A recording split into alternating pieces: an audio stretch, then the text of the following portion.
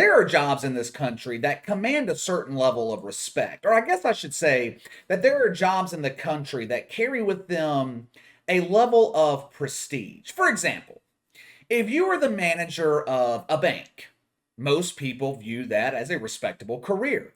If you're a high level executive, maybe a sales manager, owning your own business, nurse, doctor, there are many jobs in this country that people respect. There are also careers people don't respect, or maybe they have a stigma attached to them. There is a stigma attached to used car salesmen. Same goes with lawyers, politicians. Even though it's a prestigious career, very few people respect politicians because they're full of shit. They're greedy. You would be better off selling your soul to the devil than becoming a politician. Hell, it's basically the same thing. But there is a career field that commands even less respect than politics. Oddly enough, it used to be a field that commanded respect. I'm talking about the mainstream media. The mainstream media in America is nothing but bullshit. There was a time when people trusted and respected the media. Media figures were powerful. Walter Cronkite, Tom Brokaw. In sports, Dan Patrick, Stuart Scott. These were men that people listened to, people trusted. Members of the media, they used to be given the benefit of the doubt. They used to be blindly trusted. Today, very few people trust the mainstream media. According to the most recent Gallup poll, 7% of Americans trust the mainstream media. 7%. You could probably find more people that trust Hitler than trust the media, and Hitler's been dead for 80 years. There are many reasons trust in the media is at or near all-time lows. For one, they're lazy. Instead of doing their jobs, actual journalism, many in the media want the easiest story possible. If they can't find one, they just make shit up. Another reason? The perception that members of the media are arrogant, smug. They think they're better than you. We saw an example of this arrogance after Monday Night Football last night. Now, in case you didn't watch, the Monday Nighter this week was Bills Patriots, AFC East rivalry game. Patriots end up winning 14-10 on the road. This was a huge win for New England. They're now sitting atop the AFC East. They hold the tiebreaker over the Bills. It was a tough loss for Buffalo, who once again, the Bills look like an illusion. The Bills, they can't beat playoff teams. The last 7 weeks, they have lost to the Titans, the Colts, the Patriots, an embarrassing loss at Jacksonville. They beat up on the bad teams, the Jets, the Saints. The only playoff team Buffalo's beaten all year was the Chiefs. After a tough loss like this, divisional game late in the season, playoff implications, there's a certain level of decorum expected by the media. There are respectful ways you can ask questions, and there's also the arrogant media way to ask questions. Jordan Poyer and Micah Hyde, they were together at the post-game presser last night, doing what they are partially paid to do, answer dumb questions from the media. The following exchange took place. Over 40 years since the team has won a game running that few times in a game, passing that few times. Is that embarrassing? I mean, what kind Boy, of question? what are we doing, bro?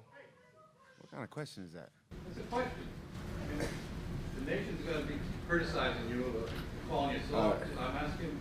Keep 7 points. Yeah, 14 14 to 10. Is that the final score? We made stops when we had to. They had one big run. I mean, they got good backs. All right. They kept coming back to a couple runs. I mean, I don't know how you want us to answer that question. That's funny. Well, we'll remember that. I'll remember that. This goes back to respect. It's all about respect. I come here every single week and I answer your questions truthfully, honestly. I appreciate you guys. Don't do that. Don't do that. In my day, players answer that kind of question. When I saw this, my reaction was the same as Jordan Poyer. What the fuck kind of question is that? Jerry Sullivan was the reporter who asked that question. He's a member of the Buffalo media, works at WIVB in Buffalo. Jerry Sullivan knows what he was doing. He was trying to catch Jordan Poyer or Micah Hyde with a gotcha question. There's no good way for them to answer that question.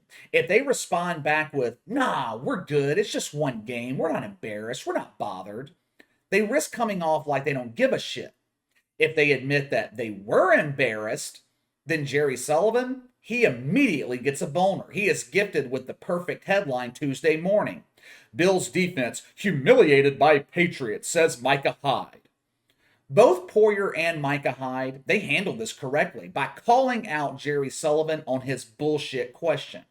Now, did Jerry Sullivan admit wrongdoing? Did he admit he got caught? Maybe apologize for asking a disrespectful question after a tough loss? Hell no. You know better than that. The bastard actually doubles down.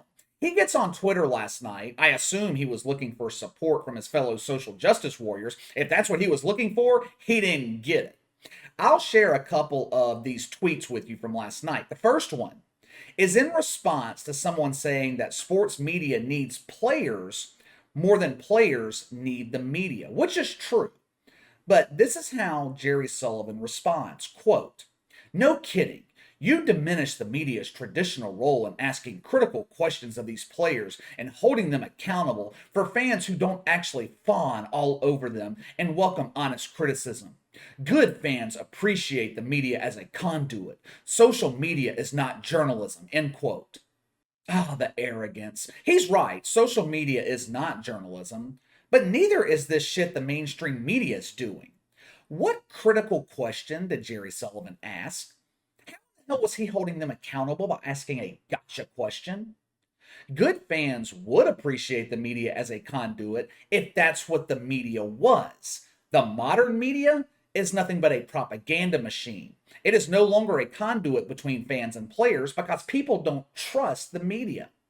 This next example is a reason why. Check out the arrogance of this asshole. Quote, "I imagine the people who feel athletes should simply bypass the media and connect with their fans on social media are some of the same ones who bought Trump's concept of fake news and the elimination of daily presidential press conferences," end quote.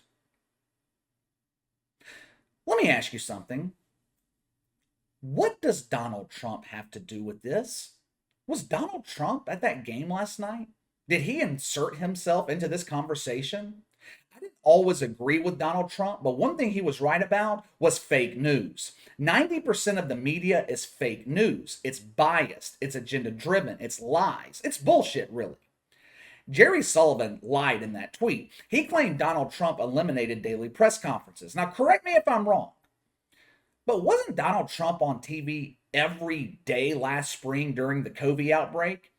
I remember seeing him daily standing at that podium with dumbass Fauci standing behind him with a shit-eating grin on his face, watching his COVID creation come to fruition.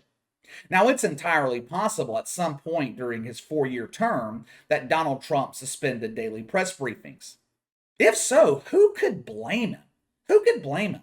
Donald Trump was one of the most accessible presidents that we've had, but after a while, I'm sure he got sick of the media always lying, always looking for an angle, looking for some bullshit story they could make up about him, looking for some way to twist his words to fit a false narrative. I don't see Jerry Sullivan using Joe Biden, the current president, in this analogy.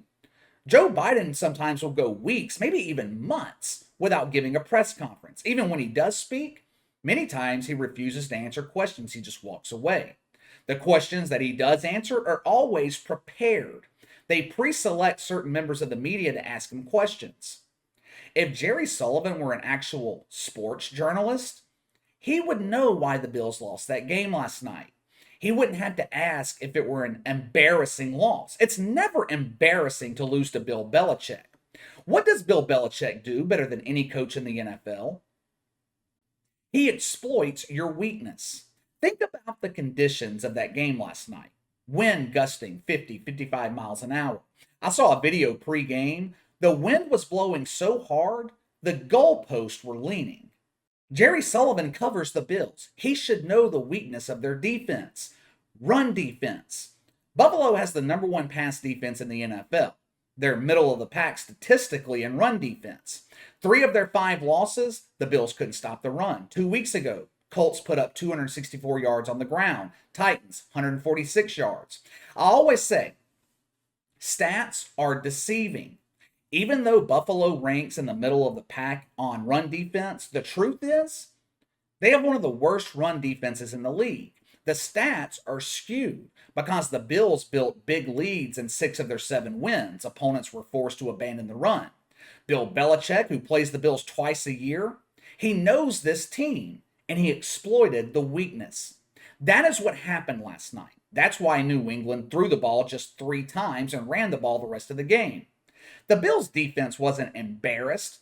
They lost the game by 4 points, not 40, 4. This is why athletes don't like dealing with the media. Put yourself in their shoes. Coming off of a tough divisional loss, you are asked a bullshit question by a reporter like Jerry Sullivan, who looks like he doesn't have the strength to pick up a golf club, much less compete in the NFL. Anyway, let me know what you guys think. Was this a legitimate question from Jerry Sullivan? Or do you agree with me? He was looking for a comment he could use for a big headline this morning. Let me know. Sound off in the comments below. Make sure to like and subscribe. Click the notification bell to receive all notifications from the channel. Best way to contact me is by email at btlkc84@gmail.com, KC_BTL84 on Twitter. I'll see you guys tomorrow.